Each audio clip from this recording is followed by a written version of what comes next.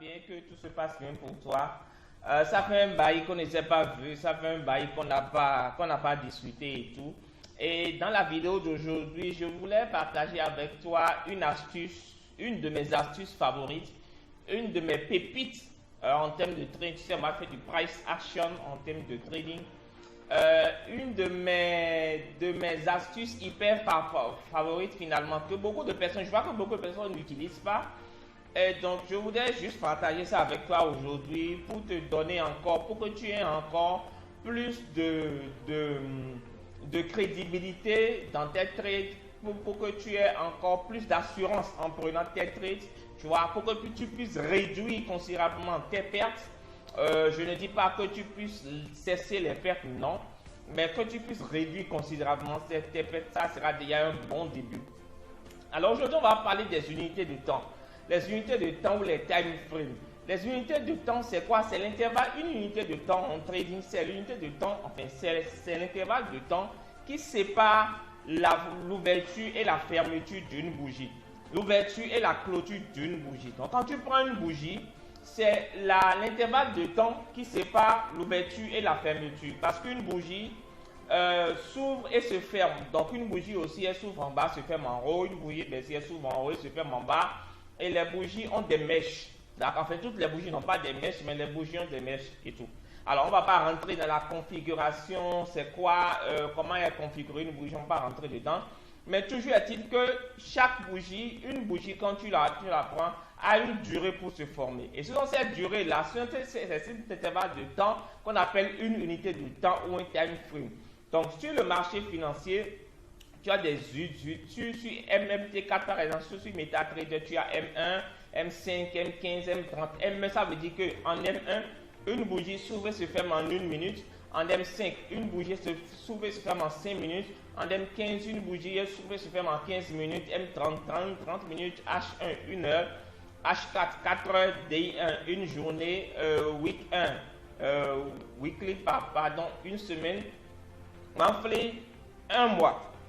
Sur d'autres plateformes, tu auras des unités de temps en 2 minutes, 3 minutes, 2 heures, 3 heures, 5 heures, c'est pas moi. Des unités de temps annuelles, d'accord, mais MT4 n'en a pas. Sur d'autres plateformes, cela existe par exemple chez FXCM, ça existe chez, je pense, pour Real Time aussi, ça existe, mais ce n'est pas le débat de la vidéo d'aujourd'hui. Et aujourd'hui, je vais te montrer une astuce, une manière d'utiliser les unités de temps, deux manières d'utiliser les unités de temps pour pouvoir améliorer ton trade. Alors, la première chose, c'est qu'il faut toujours combiner deux unités de temps. Lorsque tu veux prendre une position dans ta stratégie, quelle que soit la stratégie, tu dois pouvoir combiner deux unités de temps. Une unité de temps pour analyser et une unité de temps pour prendre position. Donc, sur la grande unité de temps, donc tu as deux unités de temps, une grande et une petite. Sur la grande unité de temps, tu regardes la tendance et tu entres sur la petite unité de temps dans la tendance que tu as observée. Ça, c'est la première astuce. D'accord? Donc, je vais t'apporter deux astuces. Tu n'es pas obligé de les utiliser simultanément, mais tu peux les utiliser différemment. Tu choisis une astuce qui te va et tu fonctionnes avec. D'accord? Alors, je le fais aussi. Donc, tu regardes ce qui se passe sur la grande unité de temps, la tendance sur la grande unité de temps, parce que sur les grosses unités de temps, le marché a plus de mémoire. Et le marché, les tendances, par exemple, tu places une bougie, une moyenne mobile exponentielle 200 en M5, elle n'aura pas la même solidité qu'une moyenne mobile 200 exponentielle en daily, d'accord, en D1. Donc, il faut toujours combiner deux unités de temps. Une pour regarder la tendance, ce qui se passe sur la grosse unité de temps, regarder la tendance et entrer sur la tendance globale, enfin sur la tendance de la grosse unité de temps, entrer sur la petite unité de temps. Un exemple, si par exemple tu trades en M5 ou en M15, tu peux aller regarder la tendance H1 pour venir chercher, par exemple en H1, si tu es haussier, tu viendras chercher des signaux d'achat en M15 ou en M5. Tu viendras affiner ta stratégie pour avoir des signaux, des timings dans soit sur une figure châtisse ou soit sur une bougie. D'accord? Voilà. Donc, tu regardes ce qui se passe sur la grosse unité de temps. Si sur la grosse unité de temps, la tendance est haussière, tu cherches des patterns, des signaux d'achat dans la petite unité de temps. Si sur la grande unité de temps, la tendance est baissière, tu cherches des signaux de vente sur la petite unité de temps. Donc, si par exemple, tu trades, disons, en M30, d'accord, tu peux aller chercher la tendance en H4. Tu vas en H4 pour regarder quelle est la tendance du marché, dans quelle tendance le marché se trouve, et naturellement tu viens et tu prends position en M30 par rapport à la tendance que tu as en H4. Si tu traites par exemple en H1, c'est toujours bien d'aller regarder la tendance en daily. Si tu rentres en position en H1, c'est toujours bien d'aller regarder la tendance en daily. Si tu es en H4, d'aller regarder la tendance weekly. Donc, tu vas en weekly, si la tendance est haussière, le marché est haussier, tu rentres à l'achat en H4. Si le marché est baissier en weekly, tu rentres en vente. Tu cherches des signaux de vente en H4. Je ne sais pas dire que tu rentres à l'aveuglette, mais si la tendance est haussière en H4, en weekly, la tendance est haussière en weekly, tu rentres, tu cherches des signaux d'achat en H4. Si la tendance est baissière en weekly, tu cherches des signaux de vente en H4. D'accord? Ça, c'est la première astuce. La deuxième astuce, je vais te donner l'avantage des grosses unités de temps et pourquoi même quand tu fais du scalping, tu dois pouvoir utiliser les gros time frames pour pouvoir trader. Alors, les unités de temps, comme je l'ai dit, sur les grandes unités de temps, comment on appelle ça? Sur les grandes unités de temps, les signaux, les patterns ou les configurations sont plus importantes, sont plus solides et plus sereines. Par exemple, si tu as une englobante haussière en daily ou une englobante haussière en weekly ou en H4, elle sera beaucoup plus solide qu'une englobante haussière en M5. D'accord? Et l'avantage des grosses unités de temps, c'est que sur les grosses unités de temps, les patterns sont beaucoup plus importants et plus solides. D'accord? Par contre, sur les grosses unités de temps, l'inconvénient des grosses unités de temps, c'est que généralement, tu attends longtemps. Ça, enfin, ce n'est pas un inconvénient en tant que tel, mais ça t'oblige à la patience. Donc, tu attends des jours, des mois, des semaines pour attendre une configuration. Peut-être que tu as, par exemple, tu attends, il y a un marteau en formation en H4. D'accord? Donc, tu attends que le marteau soit complètement formé et sur la bougie qui suit, tu vas entrer. Le problème, c'est que dès la formation du marteau, tu peux avoir un long marteau. D'accord? Ça veut dire que le prix passe sans toi. Donc, sur les grandes unités de temps, l'inconvénient, c'est que tu peux attendre longtemps et le prix va partir sans toi. D'accord? Mais sur les grosses unités de temps, tu n'as pas beaucoup de signaux, mais tu as des signaux beaucoup plus fiables. Mais l'inconvénient, c'est que tu vas attendre longtemps des fois et le prix va partir sans toi. D'accord? Et tu n'auras pas des signaux, des patterns clairs pendant des jours, des semaines. Et quand tu l'as, des fois, ça passe sans toi. Il ne faut pas regretter. D'accord? Les petites unités de temps, par contre, tu auras beaucoup plus de signaux. D'accord? Tu auras beaucoup plus de signaux, mais tu auras aussi moins de signaux fiables. D'accord? Et beaucoup de signaux contradictoires. Tu peux avoir un coup, une englobante haussière et la bougie qui va suivre, par exemple en M1 ou en M5, et la bougie qui va suivre sera une bougie baissière. Pourquoi? Parce que sur les petites unités de temps, qu'est-ce qui se passe? C'est qu'il y a les bruits de marché et il y a ce qu'on appelle les robots. Les robots des banques traitent sur les petites unités de temps. Donc, il faut comprendre que chaque méthode a ses avantages et ses inconvénients. Sur les grosses unités de temps, si tu as une englobante haussière bien formée, c'est que tu es parti pour des jours, des semaines ou des mois. Par contre, si sur les petites unités de temps, tu as une englobante haussière, ce n'est pas forcément fiable. D'accord? Donc, mais l'inconvénient sur les grosses unités de temps, c'est que des fois, tu vas attendre pendant longtemps une bonne configuration et elle va partir sans toi. C'est-à-dire que quand la configuration va finir de se former, tu ne pourras rien faire parce qu'elle est déjà partie. Donc, les petites unités de temps, c'est que tu es confronté au bruit du marché. Et ce qui dit bruit du marché, c'est toutes les informations qui peuvent faire bouger les prix dans tel ou tel sens, mais qui ne sont pas programmées dans le calendrier économique. Alors, L'astuce, c'est quoi? C'est de choisir une méthode et d'accepter ses avantages et les inconvénients qui vont avec. Tu ne peux pas choisir l'avantage de tel ou l'avantage de tel. Chaque méthode a son avantage et son inconvénient. Si tu décides de trader sur les grosses unités de temps, tu as ses avantages et tu as ses inconvénients. Si tu décides de trader sur les petites unités de temps, tu as ses avantages et ses inconvénients. Et c'est un package global. Tu ne peux pas prendre l'un et laisser l'autre. Le piège qui guette finalement les traders amateurs, c'est que quand par exemple il trade sur les petites unités de temps et qu'il a le malheur ou de façon bizarre, il tombe, sa première expérience tombe sur l'inconvénient des petites unités de temps.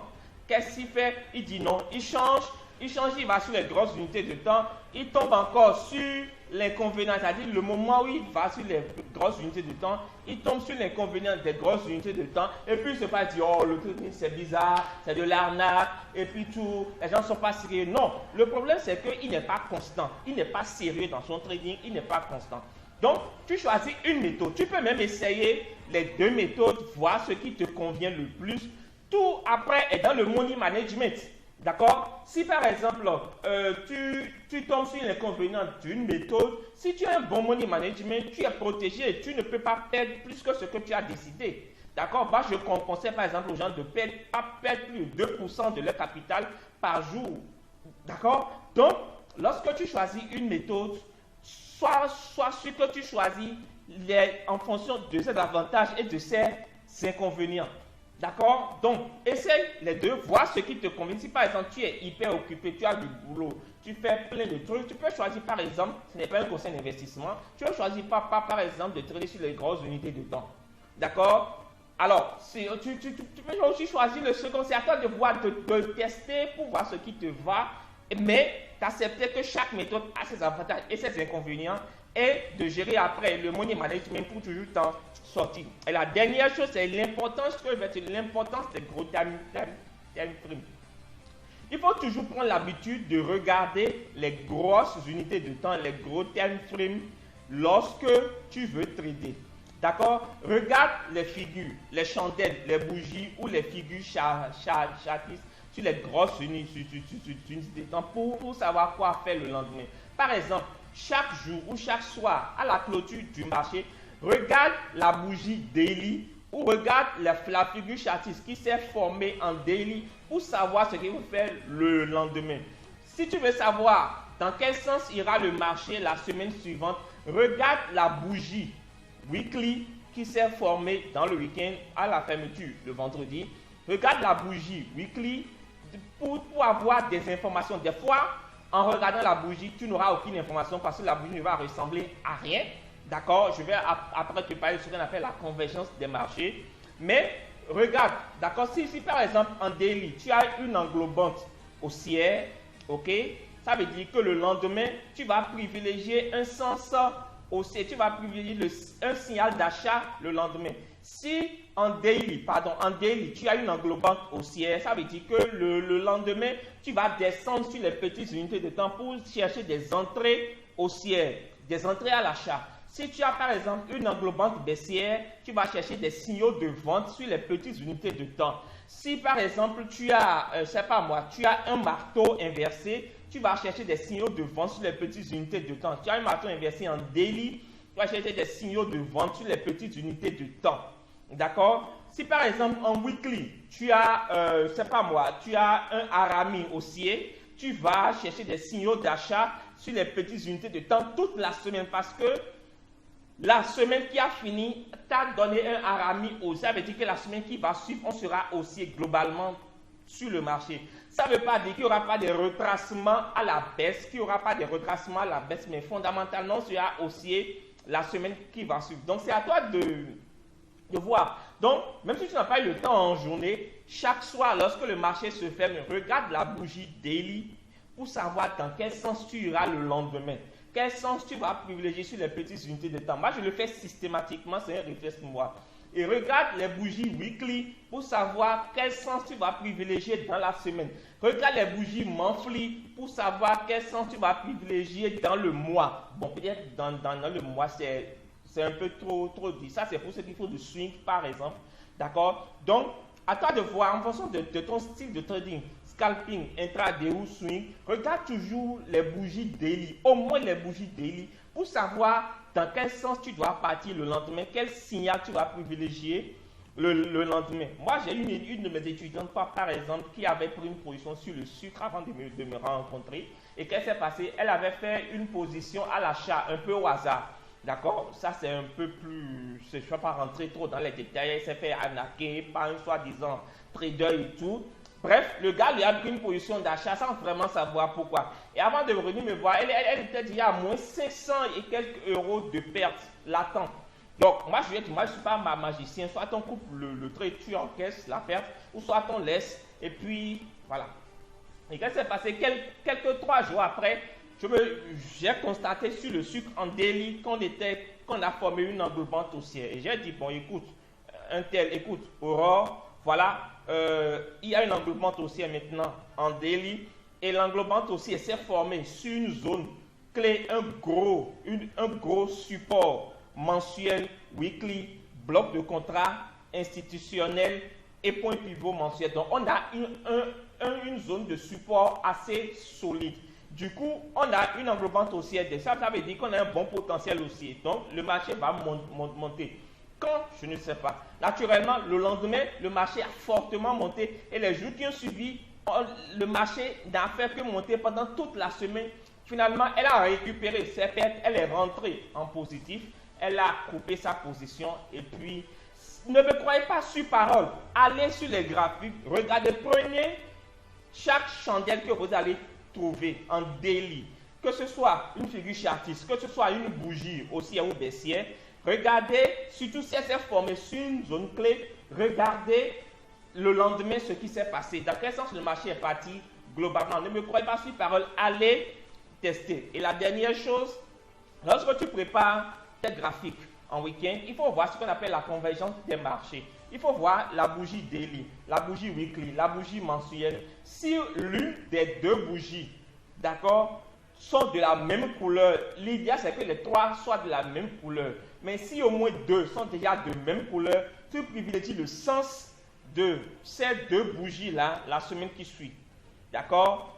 Par exemple, si tu as le daily et le mensuel qui sont en vert haussier et que le weekly est en rouge baissier, tu privilégies un sens d'achat. Idéalement, généralement, en week-end, généralement, les 3 sont dans la même couleur, sont généralement en la même couleur.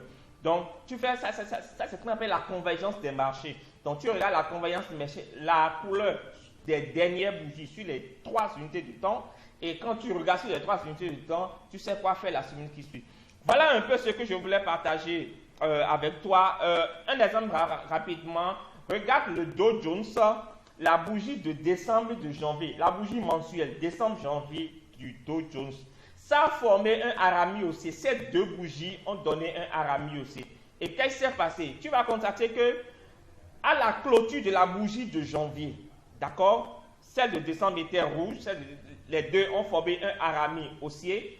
À la clôture de la bougie de janvier, on a eu 3 mois de hausse. C'est-à-dire le mois de février, le mois de mars et le mois d'avril ont été des mois de hausse. D'accord? Donc, en swing, c'était hyper intéressant. Il fallait juste placer dans le sens de la tendance globale pour savoir, pour surfer facilement dessus. Donc, ne me crois pas sur parole. Va sur ton graphique, regarde, teste et viens me dire en commentaire si ce que je dis est vrai ou faux. Alors, merci beaucoup si tu m'as suivi jusque-là. Moi, je te donne rendez-vous dans la prochaine vidéo. Ciao! Ma vie est une bénédiction. Un enfant de Dieu ne peut jamais échouer. Moi, ma vie est une bénédiction. Un enfant de Dieu ne peut jamais échouer. Saga Junior. La vie a changé. Aujourd'hui, j'ai triomphé. La vie a changé. Aujourd'hui, j'ai triomphé. Autrement, Mathieu Vignon. La victoire!